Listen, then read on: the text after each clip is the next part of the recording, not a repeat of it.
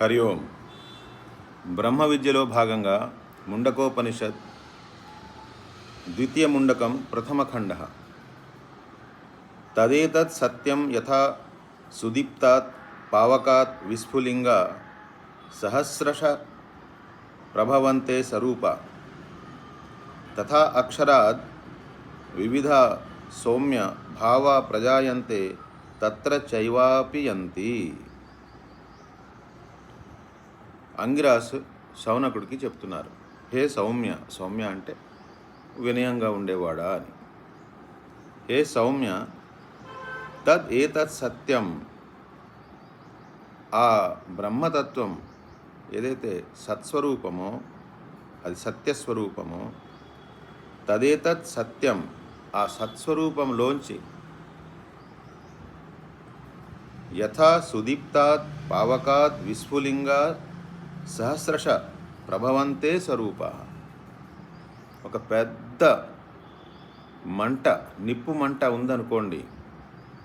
ఆ పెద్ద నిప్పు మంటలోంచి ఎలాగైతే చిన్న చిన్న అగ్ని రవ్వలు వస్తాయో ఆ విధంగా ఆ బ్రహ్మతత్వంలోంచి ఈ అనేక భావాలు వస్తున్నాయి. తథా అక్షరాత్ వివిధ సౌమ్య భావా, అనేక భావాలు వస్తున్నాయి అన్నారు. ఇక్కడ అనేక భావాలు అంటే మనకి కనిపిస్తున్న అనేకత్వం, అది జడం కావచ్చు, అది చేతన రూపంలో కావచ్చు. మనకి కనిపిస్తున్న అనేకత్వం అంటే యావత్ చరాచర జగత్తు మనకి ఏదైతే కనిపిస్తోందో, వివిధ నామరూపాలతో కనిపిస్తోందో, అదంతా దానికి ఇక్కడ ఒక ఉదాహరణ చెప్తున్నారు. ఎలా వచ్చింది అంటే ఒక పెద్ద మంటలోంచి చిన్న చిన్న అగ్నిరవ్వలు వచ్చినట్టుగా స్వరూప అంటే ప్రతి రవ్వ ఆ అగ్ని లాంటిదే. స్వరూప ఒకటే రూపం అంటే ఎసెన్స్ వైజ్ ఒకటే. తదేతత్ సత్యం యథా సుదీప్తాత్ పావకాత్ విస్ఫులింగ సహస్రశ ప్రభవంతే స్వరూపా యథా అక్షరాద్ వివిధ సౌమ్య భావా ప్రజాయంతే తత్ర చైవాపి యంతి. ఈ వచ్చిన వాళ్ళు మళ్ళీ, ఎందుకంటే అసలు ఆ బ్రహ్మతత్వాన్ని వర్ణించడానికి ఏ ఉదాహరణ పూర్తిగా సరిపోదు. హేతు దృష్టాంత వర్జితం అన్నారు. అంటే ఆ బ్రహ్మతత్వానికి వేరే కారణము లేదు, దాన్ని ఒక ఉదాహరణ ఇచ్చి చెప్పడానికి కుదరదు. కాబట్టి మనకి తెలిసిన ఉదాహరణలోంచే ఏవో చెప్పాలి. కానీ ఏ ఉదాహరణ తీసుకున్నా దానికి మళ్ళీ లిమిటేషన్స్ ఉంటాయి. ఇప్పుడు ఈ ఉదాహరణలో లిమిటేషన్ ఏంటి? ఒక పెద్ద మంటలోంచి చిన్న చిన్న అగ్నిరవ్వలు వచ్చాయి అనేసరికి మనకేమనిపిస్తుంది? ఈ పెద్ద మంట వేరే చోట ఉంది, ఈ చిన్న చిన్న ముక్కలు వేరే అయిపోయాయి అని కదా. అంటే ఇప్పుడు ఆ పెద్ద మంటకి చిన్న చిన్న ముక్కలకి మధ్యలో కొత్త ఖాళీ ప్రదేశం ఉంది, అవునా కదా? అలాగే అనేక చిన్న చిన్న ముక్కల మధ్యలో కూడా ఖాళీ ప్రదేశం ఉంది. ఈ పెద్ద మంటలోంచి వాళ్ళందరూ వేరే అయిపోయారు, వాళ్ళ మధ్యలో కూడా ఖాళీ ప్రదేశం ఉంది. అంటే భగవంతుడు ఎక్కడో ఉన్నాడు, జీవులందరూ ఎక్కడో వేరే ఉన్నారు, జీవులకి మధ్యలో గ్యాప్ ఉందని, అవునా కదా? అలాంటి భావన మనకి కలుగుతుంది ఆ ఉదాహరణలో. అందుకని ఇక్కడ ఏమంటున్నారు? తథా అక్షరాద్ వివిధ సౌమ్య భావ ప్రజాయంతే, అందులోంచే వచ్చారు. తత్ర చైవాపి యంతి, మళ్ళీ అందులోనే కలిసిపోతారు. వేరుగా ఉన్నట్టుగా కనిపిస్తున్నారు కానీ అందరూ అందులోనే కలిసిపోయి ఉన్నారు. ఎందుకంటే దేశానికి, కాలానికి, కారణానికి అతీతంగా సర్వవ్యాప్తంగా ఉన్న ఒక తత్వములో అందులోంచి ఏదో రావడము, దానికంటే వేరేగా ఉండడము ఇవి సంభవం కాదు. అందులోంచి ఏమైనా వచ్చిందనుకోండి, అది వికారి అయిపోతుంది, అది మారిపోతుంది, అది సత్యవస్తువు అవదు. కానీ ముందర ఏం చెప్పారు? తదేతత్ సత్యం, అది సత్వస్తు. సత్వస్తువు ముక్కలు ముక్కలు అయిపోయిందా? సత్వస్తువు మారిపోయిందా? సత్వస్తువు మారదు, సత్వస్తువు ముక్కలు ముక్కలు అవ్వదు. మరి మనకి కనిపిస్తున్న అనేకత్వం అందులోంచి ఎలా వచ్చిందో చెప్పడానికి ఒక ఉదాహరణ తీసుకుంటే, ఆ ఉదాహరణని పట్టుకుని అటు ఇటు చీల్చేసి జీవులందరూ భగవంతుడి నుంచి వేరైపోయారు అంటున్నారు. ఇక్కడ జీవులు అనే పదం కూడా వాడలేదు, భావ అన్నారు. అనేక భావనలు వస్తాయి. ఆ చైతన్య తత్వంలో అనేక భావనలు వస్తాయి. సముద్రంలో అనేక అలలు వచ్చినట్టుగా ఈ బ్రహ్మతత్వంలో అనేక భావాలు, ఆ భావాల్ని మనం జీవులు అనుకుంటే అనేక జీవుల రూపంలో ఆ తత్వం కనిపిస్తోంది మనకి. అంటే మనం చూడవలసింది ఏంటి? అందులోంచే వచ్చారు, అందులోనే ఉన్నారు, అందులోనే కలిసిపోతారు. అందుకే ఇక్కడ తత్ర చైవాపియంతి, ఎక్కడెక్కడికో పోరు, మళ్ళీను అందులోనే కలుస్తారు. అలలన్నీ ఎక్కడున్నాయి? సముద్రంలోనే ఉన్నాయి. సముద్రానికి వేరుగా అల అస్తిత్వం ఎప్పుడూ ఉండదు. బ్రహ్మతత్వములో నామరూపాత్మకంగా కనిపిస్తున్న జగత్తు, అది చరాచర జగత్తు ఏదైతే కనిపిస్తోందో, ఆ జగత్తు ఇందులో ఎలా వచ్చిందో చెప్పడానికి ఒక ఉదాహరణ చెప్పారు. ఆ ఉదాహరణలో మళ్ళీ ఏం చెప్తున్నారు? వీళ్ళందరూ మళ్ళీ అందులోనే కలుస్తారు. కాబట్టి మామూలుగా మనకు ఉదాహరణ తీసుకున్నది ఆ పెద్ద మంటలోంచి చిన్న చిన్న రవ్వలు వచ్చినట్టుగా అందులో ఉన్న లిమిటేషన్ కూడా తెలుసుకోవాలి మనం. లిమిటేషన్ ఏంటి? ఆ ఉదాహరణ చెప్పినప్పుడు ఆ పెద్ద మంట వేరే చోట, నిప్పు రవ్వలు వేరే చోట ఉన్నట్టుగా ఉన్నాయి, అవునా కదా? కానీ ఈ అనేకత్వం అలాగే గనక వస్తే అప్పుడు ఆ బ్రహ్మతత్వం సర్వవ్యాప్తం ఎలా అవుతుంది? బ్రహ్మతత్వం సర్వవ్యాప్తం అవ్వాలి అంటే దానికి అది తప్ప ఇంకొకటి ఉండడానికి లేదు. అదే సత్వస్తు. అది సత్వస్తువు కాబట్టి అది వికారి కాదు. అందులో మార్పు చెందకుండానే మనకి అనేకత్వం కనిపిస్తోంది. అందులోనే అనేకత్వం, అందులోంచే వచ్చింది, అందులోనే ఉంటుంది, అందులోనే కలిసిపోతుంది. కానీ నిజంగా ఏమొచ్చింది? నిజంగా అందులోంచి ఏమీ రాదు, ఏమీ పోదు. అలలు కనిపిస్తాయి, ఇచ్చినట్టుగా కనిపిస్తాయి, కానీ వాస్తవానికి నీరు నీరే. అలాగే మూడు కాలాల్లోనూ బ్రహ్మతత్వంలాగే ఉంటూ, నీరులాగే ఉంటూ అలలు వచ్చినట్టుగా అందులో ఈ నామరూపాత్మకంగా ఈ డిజైన్లన్నీ, ఈ రంగురంగులుగా వివిధ రూపాలతో వివిధ రంగులతో కనిపిస్తున్న ప్రపంచం ఏదైతే ఉందో అది ఎప్పుడూ మారుతూ ఉంటుంది. అందులోంచే వస్తుంది, అందులోనే ఉంటుంది, అందులోనే కలిసిపోతుంది. మరి అందులోంచే వచ్చింది అనేసరికి అదేమన్నా తరిగిపోయిందా అనే భావన మనకి రాకుండా రెండో మంత్రంలో ఆ బ్రహ్మతత్వం గురించి ఏం చెప్తున్నారు? దివ్యోహి అమూర్తః పురుషః స బాహ్యాభ్యంతరో హి అజః అప్రాణో హి అమన శుభ్రో హి అక్షరాత్ పరతః పరః. ఇవన్నీ మనకి ఆ బ్రహ్మతత్వం యొక్క పాయింటర్స్ అన్నమాట. మళ్ళీ కొన్ని దాని మీద మనం మననం చేసుకోవడానికి ఇక్కడ మనకి ప్రొవైడ్ చేస్తున్నారు. దివ్యము, ఆ బ్రహ్మతత్వము దివ్యమైనది. దివ్యం అంటే స్వయం ప్రకాశతత్వం. అది దాన్ని తెలుసుకోవడానికి వేరే కాంతి ఏది పనికి రాదు, అవసరం లేదు. దివ్యం. అమూర్త. అమూర్త అంటే ఒక రూపంలో లేనిది. అమూర్త. మూర్తి అంటే ఒక రూపం, ఆకారం ఉంది. అమూర్త ఆకారం లేనిది.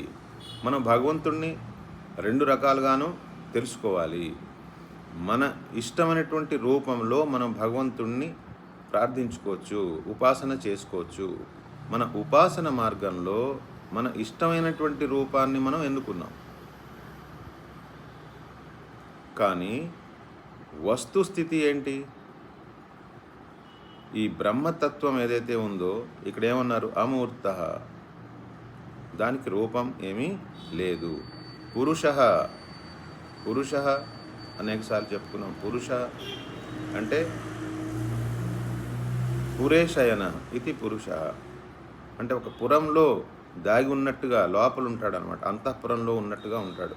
అలాగే ఈ బ్రహ్మతత్వమే ఈ జగత్తు వెనకాల, అంటే జగత్ యొక్క కవరింగ్లో దాగి ఉన్నాడు ఆ పురుష. దివ్యో హి అమూర్త పురుష స బాహ్యాభ్యంతరో హి అజః. స బాహ్యాభ్యంతర, ఆ తత్వమే లోపల ఉంది, ఆ తత్వమే బయట ఉంది. ఇక్కడ లోపల బయట అంటే ఎవరి లోపల ఎవరి బయట? ఎవరి లోపల ఎవరి బయట? మనకి బాగా అలవాటైపోయింది, ఈ దేహము నేను, ఈ దేహం ఒక డబ్బా, ఈ డబ్బాలో నా మనసు గిలగిలగిలగిల తిరుగుతుంది, మళ్ళీ ఈ దేహం బౌండరీని విడిచిపెట్టి ఎక్కడికో బయటికి కూడా వెళ్ళిపోతుంది, అది మళ్ళీ దేహం డబ్బాలోకి వచ్చేస్తూ ఉంటుంది. అంటే ఈ దేహం అనే డబ్బా రిఫరెన్స్తోనే మనకి ఇది లోపల ఇది బయట అనే ఫీలింగ్ వస్తుంది. కానీ ఈ లోపల ఈ బయట, ఈ దేహము, ఈ మనసు, ఈ రాకపోకలు, ఈ మనసు యొక్క చలనము, ఇవన్నీ ఎవరి కాంతిలో తెలుసుకుంటున్నాం? ఆత్మకాంతిలో తెలుసుకుంటున్నాం. మరి ఆత్మ ఇప్పుడు లోపల ఉన్నట్ట బయట ఉన్నట్ట? ఆత్మ లోపల ఉన్నట్ట బయట ఉన్నట్ట? సూర్యకాంతి కిటికీలోంచి మన గదిలోకి ప్రవేశించి గదిలో ఉన్న వస్తువులన్నింటినీ చూపెడుతోంది. మరి గదిలోంచి మనం బయటికి వెళ్తే అక్కడ కూడా సూర్యకాంతి ఉంది. ఆ రెండింటికి వేరుగా సూర్యుడు ఉన్నాడు. ఇప్పుడు సూర్యకాంతి లోపల ఉన్నట్ట బయట ఉన్నట్ట? లోపల ఉన్నాడు, బయట ఉన్నాడు. అదేవిధంగా మన దేహంలో మనసు ఉన్నప్పుడు మనం చైతన్య ప్రకాశంలో, ఆత్మతత్వం ప్రకాశంలో ఆ అనుభవాలను అన్నీ తెలుసుకుంటున్నాము. తర్వాత మనసు ఏదో దూరంగా వెళ్ళిపోయి ఎక్కడెక్కడో తిరిగి వచ్చి నేను ఆ లోకంలోకి వెళ్ళిపోయాను, ఈ లోకంలోకి వెళ్ళిపోయాను, నా సాధన అంతా ఆ డీప్ లెవెల్లోకి ఎక్కడికో వెళ్ళిపోయింది. ఎంత డీప్ లెవెల్కి వెళ్ళిపోయినా దాన్ని ప్రకాశించేది ఎవరు? ఆత్మతత్వమే. మెడిటేషన్లో నాకు ఒక జ్యోతి కనిపించింది అన్నారు. మరి ఆ జ్యోతిని ప్రకాశించింది ఎవరు? అంటే మనసులో మనకి ఏ అనుభవాలు కలిగినా ఆ అనుభవాలన్నింటినీ ప్రకాశించే తత్వం ఆత్మతత్వం. ఆ ఆత్మతత్వమే బ్రహ్మము. అది దాంట్లోనే ఈ దేహము, ఇంద్రియాలు, మనసు, బుద్ధి ఇవన్నీ కనపడుతున్నాయి. కాబట్టి లోపల బయట అనే పదాలు కేవలం మనం దేహం రిఫరెన్స్తోనే మాట్లాడుతున్నాం. మరి అనంతకోటి బ్రహ్మాండాలు ఏ తత్వంలో అయితే సముద్రంలో అలల్లా తేలి ఆడుతున్నాయో ఆ తత్వం అందరి లోపల అదే ఉంది, అందరి బయట అదే ఉంది అని చెప్పడంలో భావం అర్థమవుతుందా లేదా? స బాహ్యాభ్యంతరో, ఆయనే లోపల ఉన్నాడు, ఆయనే, ఆ తత్వమే బయట ఉంది, ఆ తత్వమే లోపల ఉంది. స బాహ్యాభ్యంతరో హి అజహ. అజహ అంటే జన్మ లేనివాడు అని. అజహ అంటే జన్మ లేనివాడు. మరి జన్మ లేనివాడు అంటే మరి నాకేమో జన్మ ఉంది, నేనేమో చచ్చిపోతాను, నాకు జన్మ ఉంది మృత్యు ఉంది అనుకుంటున్నాను నేను. అసలు జన్మ ఏంటి, మృత్యు ఏంటి? శ్రీమద్ భాగవతంలో 11వ స్కందం 22వ అధ్యాయం 39వ శ్లోకంలో జన్మ తు ఆత్మతయా పుంసః సర్వభావేన భూరిదః విషయ స్వీకృతిం ప్రాహుర్ యథా స్వప్న మనోరథ అన్నారు. అసలు జన్మ అంటే ఏంటి అనేది శ్రీమద్ భాగవతంలో చాలా సింపుల్గా చెప్పేశారు. ఏమని? విషయ స్వీకృతిం ప్రాహుర్ యథా స్వప్న మనోరథ. స్వప్నలో కనిపించిన మనసులు, మనోరథ అంటే మనసులో మనోరాజ్యం, స్వప్నలో కనిపించిన లేదా ఏదైనా మనోరాజ్యంలో కనిపించిన, అంటే మనోరాజ్యమే, స్వప్నం కూడా మనోరాజ్యమే. అంటే స్వప్నలో కానీ జాగ్రత్త అవస్థలో కానీ మనసు ద్వారా ఏదైనా కనిపించినప్పుడు విషయ స్వీకృతిం, ఆ విషయాన్ని ఏదైతే కనిపించిందో స్వప్నావస్థలో కానీ జాగ్రత్త అవస్థలో కానీ విషయ రూపంలో ఏదైనా కనిపించినప్పుడు స్వీకృతి అంటే యాక్సెప్ట్ చేసేయడం. ఏం యాక్సెప్ట్ చేసేయడం? నేను ఈ దేహాన్ని, నేను హిందువుని, నేను బ్రాహ్మణుణ్ణి, నేను మగవాడిని, నేను ఆడదాన్ని, మన నేనుని పట్టుకెళ్ళి దేని మీదో పెట్టేసి అది నేను అని స్వీకృతి. నేను జీవుణ్ణి, నేను అని పట్టుకెళ్ళి దేనికి అటాచ్ చేసేసామో అదే జన్మ. దాన్నే జన్మ అన్నారు భాగవతంలో. ఎందుకని? ఆత్మకి చావు పుట్టుకులు లేవు. మనకందరికీ తెలుసు ఆత్మ చావదు, ఆత్మ పుట్టదు అని. అందరికీ తెలుసు, హిందువులందరికీ తెలుసు ఆత్మ అనేది ఒకటి ఉంటుంది, దానికి చావు పుట్టుకులు ఉండవు అని. మరి పుట్టడం చావడం ఎవరికి జరుగుతున్నాయి? ఏంటది? పుట్టడం అంటే ఏంటి, చావడం అంటే ఏంటి? ఇక్కడ చెప్పారు, భాగవతంలో చెప్పారు. ఏమని? విషయ స్వీకృతిం ప్రాహుర్యథ స్వప్న మనోరథ. జన్మ అంటే ఏంటి? విషయ స్వీకృతిం, కనిపించిన దృశ్యంలో ఏదో ఒకదాన్ని పట్టుకుని ఇది నేను అనుకోవడమే జన్మ. మరి మృత్యు గురించి 38వ శ్లోకంలో చెప్పారు. అక్కడే ఏంటి? మృత్యు అత్యంత విస్మృతి. ఎప్పుడైతే మనం అది మర్చిపోయామో కాసేపు, ఇంతకుముందు ఏదైతే స్వీకృతి అన్నారు కదా, అక్కడ స్వీకృతి అన్నారు కదా, మర్చిపోవడం అనేది మృత్యు. గుర్తుపెట్టుకోవడమే స్వీకృతి, యాక్సెప్ట్ చేయడమే జన్మ. మరి బ్రహ్మతత్వాన్ని ఏమంటున్నారు? అజ అంటున్నారు. అజ అంటే జన్మ రహితుడు. అంటే అది స్వయం ప్రకాశ తత్వం కాబట్టి అందులో ఎటువంటి అజ్ఞానం కానీ మాయ కానీ ఏమీ అందులో ప్రవేశించలేవు. కాబట్టి నేను పుట్టాను, నేను చచ్చిపోతాను అనే భావనలు బ్రహ్మతత్వంలో కలగవు. కాబట్టి బ్రహ్మతత్వం ఎప్పుడు పుట్టదు, ఎప్పుడు చావదు. ఆత్మ ఎప్పుడు పుట్టదు, ఎప్పుడు చావదు. అప్రాణో హి అమనాహ. అది ప్రాణానికి మనసుకి అతీతము. అంటే మనకి ఏ విధంగా అయితే ఒక ప్రాణం ఆడుతోందో, ఈ ప్రాణం పోతే మనం ఈ దేహం నేను చచ్చిపోతాను అనుకుంటాం. అలాగే అమనాహ, మనలో మన మనసు అస్తమాను ఏదో ఒకటి అలుకుంటూ ఉంటుంది.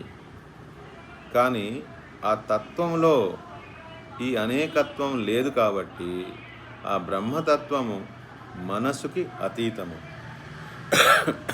ఆ బ్రహ్మతత్వము అప్రాణ అంటే ఈ ప్రాణం వల్ల ఇలాంటి ప్రాణం ఆ బ్రహ్మతత్వానికి అవసరం లేదు. కానీ ఆ బ్రహ్మతత్వమే ఈ ప్రాణానికి, ఈ మనసుకి, అన్నింటికి ఆధారము. ఉన్నది అది ఒకే తత్వము. కాబట్టి శుభ్ర అంటే ఉజ్వలమైనటువంటిది, స్వచ్ఛమైనటువంటిది. స్వచ్ఛమైనటువంటి ఎందుకు అంటున్నాము? ఇప్పుడు చొక్కా వేసుకున్నాం, చొక్కా మాసిపోయిందంటే దాని అర్థం ఏంటి? దానికి ఏదో చెమట పట్టేసింది, లేకపోతే దాని మీద ఏదో మట్టి పడింది, దానికి ఏదో వేరే వచ్చి అంటుకుంది. కానీ ఆ బ్రహ్మతత్వానికి వేరే ఏదో వచ్చి దాన్ని అంటుకునే అవకాశమే లేదు కదా. కాబట్టి శుభ్ర అక్షరాత్ పరతః పరః. అది మనకి ఈ వ్యక్త రూపంలో కనిపిస్తున్న విశ్వం లేదా అనుభవం ఏదైతే ఉందో అది మళ్ళీ అవ్యక్త రూపంలోకి వెళ్ళిపోతుంది, బీజ రూపంలోకి. ఆ బీజాలు పోవట్లేదు, కానీ ఆ బీజాలు కంటే కూడా ఇంకా సుప్రీం అది. అందుకనే అక్షరాత్ పరతః పరః, పరతః పరః, అక్షరాత్ పరతః పరః అంటే ఇంకా దానికంటే పరం ఇంకేమీ లేదు. ఆ బ్రహ్మతత్వం కంటే ఇంకేమీ సుప్రీం ఇంకేమీ లేదు. సా కాష్ఠ సా పరాగతి అని మనకి కఠోపనిషత్తులో చెప్పబడింది. సా కాష్ఠ సా పరాగతి, ఇంకా అదే అప్పర్ మోస్ట్ లిమిట్. బ్రహ్మతత్వంని దాటి ఇంకా వెళ్ళడానికి అవకాశం లేదు. అందులో ప్రవేశిస్తే చాలు. దాన్ని దాటి దానికంటే సుప్రీం ఏదో నేను కనుక్కున్నాను అంటే అది కేవలం మన ఉపాసన లేదా మనం ఒక ఆలంబనం రూపంలో ఆ బ్రహ్మతత్వాన్ని తెలుసుకోవడానికి ఆలంబనం రూపంలో ఏదైతే మనకి ఇవ్వబడిందో దాన్ని సర్వం అనుకుంటున్నాం. వ్యక్తిగతంగా అది సర్వం అనుకోవడంలో తప్పు ఏమీ లేదు, మనకు ఆ రైట్స్ ఉన్నాయి. కానీ అందరూ ఇదే ఫాలో అవ్వాలి అనే దగ్గరే ఈ ఉపాసకులకి వచ్చే గొడవ అక్కడ వస్తుంది. ఉపనిషత్ జ్ఞానంలో ఆ బ్రహ్మతత్వం గురించి చెప్పిన విధంగా ఇంకెక్కడా చెప్పబడలేదు.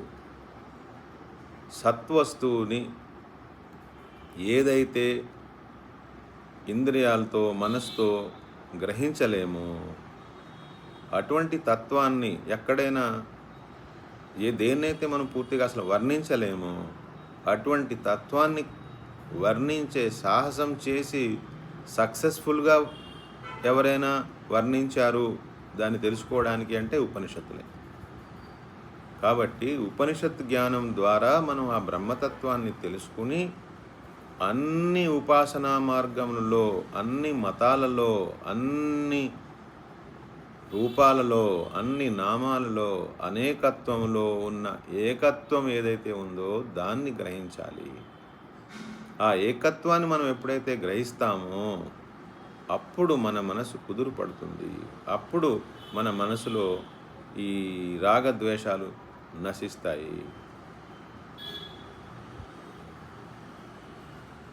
దివ్యో హి అమూర్త పురుష స బాహ్యాభ్యంతరో హి అజః అప్రాణో హి అమన శుభ్రో హి అక్షరాత్ పరతః పరః అంటే ఆ బ్రహ్మతత్వం దివ్యమైనటువంటిది, అమూర్త రూపమేమీ లేదు.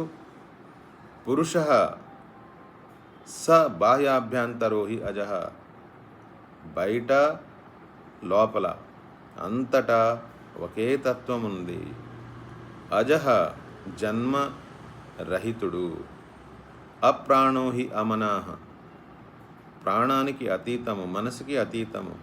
ఈ ప్రాణము మనలో ఉన్న ప్రాణము, మనలో ఉన్న మనస్సు ఆ రెండింటికి అన్నింటికి ఆధారం అయి ఉన్నాడు. కానీ తనకి ఈ ప్రాణాలు ఈ మనసుతో సంబంధం లేదు. శుభ్ర ఉజ్వలమైనటువంటి స్వచ్ఛమైనటువంటి తత్వము. అక్షరాత్ పరతః పరః అవ్యక్తం కంటే కూడా అక్షర కంటే కూడా పరతః పరం అన్నింటికంటే సుప్రీం, సర్వకారణ కారణం అన్నారు. అందుకే సర్వకారణ కారణం. ఈ భాగంలో ఈ ఖండంలో మొత్తం అంతా ఈ మంత్రాల తర్వాత వచ్చే మంత్రాలన్నీ కూడా మనకి భగవద్గీతలో విభూతి యోగము 10వ అధ్యాయం, విశ్వరూప సందర్శన యోగము ఏవైతే ఉన్నాయో 10-11 అధ్యాయాలు, అవన్నింటికి ఆ 2 అధ్యాయాలకి మూలం ఇదే. అంటే ఒకే బ్రహ్మతత్వంలోంచి ఈ అనేకత్వం ఎలా వచ్చిందో ఆ అనేకత్వాన్ని మనకి ఏదైతే అనేకత్వం రూపంలో కనిపిస్తోందో ఆ అనేకత్వాన్ని చూపిస్తూ ఇవన్నీ అందులోంచే వచ్చాయి అని చూపెడుతున్నారు. ఏతస్మాత్ జాయతే ప్రాణో మనః సర్వేంద్రియాణి చ ఖం వాయు జ్యోతిరాప పృథివీ విశ్వస్య ధారిణీ. ఏతస్మాత్ జాయతే ప్రాణో మనః ఆ బ్రహ్మతత్వానికి ప్రాణము మనసు లేవు, కానీ ప్రాణాలు మనసులు అన్నీ అందులోంచే పుడుతున్నాయి. సర్వేంద్రియాణి, అన్ని ఇంద్రియాలు అందులోంచే పుడుతున్నాయి. ఖం వాయు జ్యోతి ఆప పృథివీ విశ్వస్య ధారిణి. మరి ఖం ఆకాశం, వాయు అగ్ని, నీరు, పృథివీ, విశ్వస్య ధారిణి, మొత్తం అందరినీ సపోర్ట్, అందరికీ ఆధారం ఇవే కదా. మనకు కనిపిస్తున్న ఏ దృశ్యమైనా దానికి ఆధారం ఇవే కదా. మరి ఇవన్నీ ఎక్కడి నుంచి వచ్చాయి అంటే ఏతస్మా జాయతే ప్రాణ, అందులోంచే వచ్చాయి అంట. బ్రహ్మతత్వంలోంచే ఇవన్నీ వచ్చాయి అన్నారు. దీన్ని భగవద్గీతలో శ్రీకృష్ణ పరమాత్మ ఎలా చెప్తున్నారు? భూమిరా అపోనలో వాయు ఖమ్మనో బుద్ధిరేవచ అహంకార ఇది యమ్మే భిన్నాత్ ప్రకృతిరష్టదా. ఇది నా ప్రకృతి అంటున్నారు.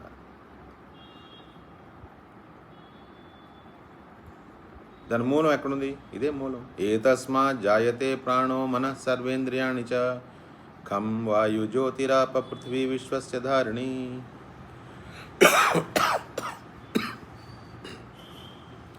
అగ్నిర్మూర్ధా చక్షుషి చంద్రసూర్యో దిశశ్రోత్రే వాగ్వివృతాశ్చ వేదాః వాయు ప్రాణో హృదయం విశ్వమస్య పద్భ్యాం పృథివీ ఏష సర్వభూతాంతరాత్మ. ఇంకా ఏం చెప్తున్నారు? అగ్నిర్మూర్ధా చక్షుషి చంద్రసూర్యో దిశ శ్రోత్రే వాగ్ వివృతాశ్చ వేదాః. ఆ బ్రహ్మతత్వంలోంచే ఆకాశం వచ్చింది. ఆ ఆకాశంలోనే ఈ చంద్రుడు సూర్యుడు నేత్రాల్లా పనిచేస్తున్నాయి అన్నమాట. నేత్రాల్లా పనిచేయడం అంటే ఏంటి? కాంతి లేనిదే మనకి ఏది కనపడదు కదా. కాబట్టి పగలు సూర్యుడు, రాత్రి చంద్రుడు మనకి కాంతినిస్తున్నాయి. కాబట్టి ఆ విశ్వరూపంలో ఇవే కళ్ళు అన్నమాట. సూర్యుడు, చంద్రుడు కళ్ళులా పనిచేస్తున్నారు. అలాగే దిశలన్నీ మనకి శ్రోత్రేంద్రియాల్లా పనిచేస్తున్నాయి. అంటే అన్ని దిశల్లోంచి శబ్దం ప్రసరిస్తోంది. కాబట్టి దిశల్నే ఆ విరాట్ పురుషుడి యొక్క శ్రోత్రాలు అంటే చెవులు అని చెప్పారు. అలాగే వాగ్వి వృతాశ్చ వేద, ఆయన మాటలే, ఆ బ్రహ్మతత్వం యొక్క మాటలే వేదాలు. బ్రహ్మతత్వం యొక్క మాటలే, ఆయన వాక్యే వేదము. వాయు ప్రాణ, వాయు అని ప్రాణం. అంటే మనలో ఎలాగైతే వాయువు నడుస్తోందో అలాగే సమష్టిలో వాయువు ప్రవహిస్తోంది. ఆ సమష్టిలో ప్రవహిస్తున్న వాయువు ఆ విరాట్ పురుషుడు యొక్క ప్రాణము. హృదయం విశ్వమస్య, ఆ మొత్తం విశ్వంతా ఆయన హృదయమే. ఆ విరాట్ పురుషుడు యొక్క హృదయం. విశ్వమస్య అస్య పద్భ్యాం పృథివీ, ఆయన పాదాల్లోంచే పృథివీ వచ్చింది.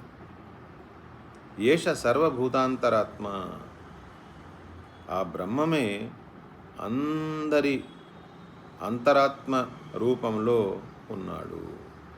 అంటే ఇప్పుడు ఆ బ్రహ్మతత్వంలోంచే అనేకత్వం వచ్చి ఆ అనేకత్వంలో ఉన్న ప్రతి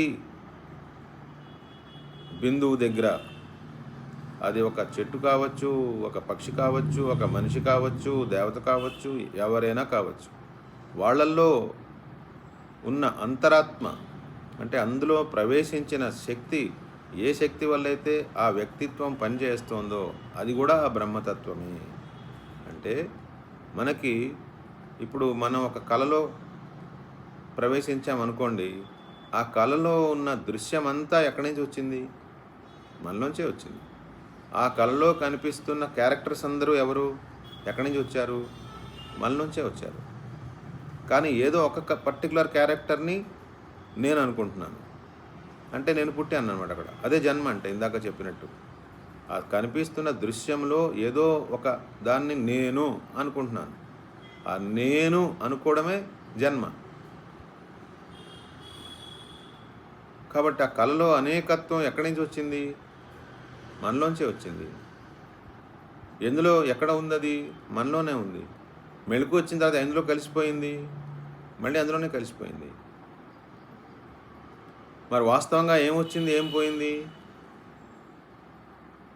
ఏమి రాలేదు, ఏమీ పోలేదు. కానీ అనుభవం మాత్రం కలిగింది. అనుభవం కలిగినంతసేపు అది నిజం అనిపించింది. ఆ తర్వాత అనుభవం లయం అయిపోయింది. ఎందులోంచి అయితే వచ్చిందో అందులోనే మళ్ళీ లయం అయిపోయింది. అలాగే ఆ కళలో కనిపిస్తున్న ప్రతి వ్యక్తిత్వం వెనకాల ఆధారం ఎవరు? మనమే. కానీ మనం అనుకుంటున్నది ఏంటి? వాళ్ళు వేరు, నేను వేరు. కళ్ళు అదే కదా అనుభూతి. వాళ్ళు వేరు, నేను వేరు. నేను ఎవరిని అనుకుంటున్నాను? అందులో ఏదో ఒక దేహాన్ని నేను అనుకుంటున్నాను. అదేవిధంగా జాగ్రత్త అవస్థలో కూడా ఆ బ్రహ్మతత్వంలోనే అనేక భావాలు, అందులోనే అనేకత్వం కనిపిస్తోంది. ఆ కనిపిస్తున్న అనేకత్వంలో ఏదో ఒక దేహాన్ని కట్టుకొని ఒక రకమైనటువంటి థాట్ ప్రాసెస్ని మనం బై డిఫాల్ట్ డెవలప్ చేసుకుని లేదా బై ప్రాక్టీస్ డెవలప్ చేసుకుని సంస్కారాల ప్రకారంగా కొన్ని పాత సంస్కారాల ప్రకారంగా ప్రవాహంలో కొట్టుకుపోతున్నట్టుగా అనేక థాట్ ప్రాసెస్లు మనకు ఉంటే సాధన పేరుతో ఉపాసన పేరుతో మనం ప్రాక్టీస్ చేసి ఒక థాట్ ప్రాసెస్ డెవలప్ చేస్తాం, దాన్ని రిపీట్ చేస్తాం. ఏ థాట్ ప్రాసెస్ అయితే మనం అస్తమాను రిపీట్ చేస్తున్నామో మనకు అదే నిజం అనిపిస్తుంది, అలాగే కనిపిస్తుంది. దాని తర్వాత సత్వస్తు ఏంటి, మనం బై ప్రాక్టీస్ డెవలప్ చేసింది ఏంటి, ఆ రెండింటికి తేడా ఇంక తెలియదు. అప్పుడు మనం నమ్మిందే కరెక్ట్, నా నమ్మకమే గొప్పది, ఇతరుల నమ్మకం కరెక్ట్ కాదు, ఇలాంటి ఆలోచనలు రావడం వల్ల సమాజంలో అనేక క్లేశాలు, అనేక సంఘర్షణలు. కాబట్టి నమ్మకం మంచిదే. నమ్మకం ఏం చేయాలి? మనల్ని ఆ ఏకత్వం వైపు తీసుకెళ్ళాలి. మనకున్న నమ్మకం మనలో ఇంకా అనేకత్వాన్నే మిగులుస్తోంది అంటే ఏదో తేడా ఉంది అక్కడ. కాబట్టి ఆ నమ్మకం, ఆ ఉపాసన మనకి చెప్పింది దేనికోసం? ఏకత్వాన్ని తెలుసుకోవడం కోసం. ఆ ఏకత్వం ఎక్కడుంది? బ్రహ్మతత్వంలో ఉంది, ఉపనిషద్ విద్యలో ఉంది, బ్రహ్మ విద్యలో ఉంది. లేదా బ్రహ్మ పరమాత్మ భగవాన్ అన్నప్పుడు ఆ భగవానే, నేను నమ్మిన భగవంతుడే అన్ని చోట్ల ఉన్నాడు అని చూడాలి కదా. జాతి, కుల, మత భేదాలు, దేశము, ఈ భేదాలన్నీ లేకుండగా అందరిలోనూ ఒకే తత్వాన్ని చూడాలిగా. అది కదా తత్ర కోమోహ కహ శోక ఏకత్వం అనుపశ్యత అన్నారు. అందుకని కాబట్టి ఇక్కడ ఆ ఈ విరాట్ రూపం యొక్క ఉద్దేశం ఏంటి? ఈ విరాట్ రూపంలో ఈ కనిపిస్తున్న దృశ్యంలో ప్రతిదాన్ని ఆ బ్రహ్మతత్వం యొక్క ఆ విరాట్ పురుషుడు యొక్క తల ఏంటి, కాళ్ళు ఏంటి, చేతులు ఏంటి, మనకి పురుష సూక్తంలో కూడా ఉంటుంది కదా. ఓం సహస్రశీర్ష పురుష సహస్రాక్ష సహస్రపాత్ సభూమిం విశ్వతో వృత్వా అత్యతిష్టదశాంగులం. ఇలాగా ఈ పురుష సూక్తంలో ఏ విధంగా అయితే ఆ పురుషుణ్ణి వర్ణించారో అదే మనకి భగవద్గీతలో విరాట్ రూపంలో, విశ్వరూపం దర్శనంలో చూపెట్టారు. అదే ఇక్కడ చెప్తున్నారు. అంటే దీని ఉద్దేశం ఏంటి? ఈ అనేకత్వం అంతా కలిపి ఒక సింగిల్ యూనిట్. అది ఆ సింగిల్ యూనిట్ మొత్తం, ఆ సింగిల్ యూనిట్లో ఏ చిన్న భాగం తీసుకున్నా అంతా బ్రహ్మతత్వమే. అందుకనే ఈ మొత్తం చివరికి వచ్చేసరికి ఈ ఖండంలో మనం ఇప్పుడు 4వ మంత్రం దాకా వచ్చాం. ఇందులో 10వ మంత్రానికి వస్తే అక్కడ సస్పెన్స్ ఓపెన్ చేశారనమాట. ఈ అనేకత్వం ఎందుకు వర్ణించారు?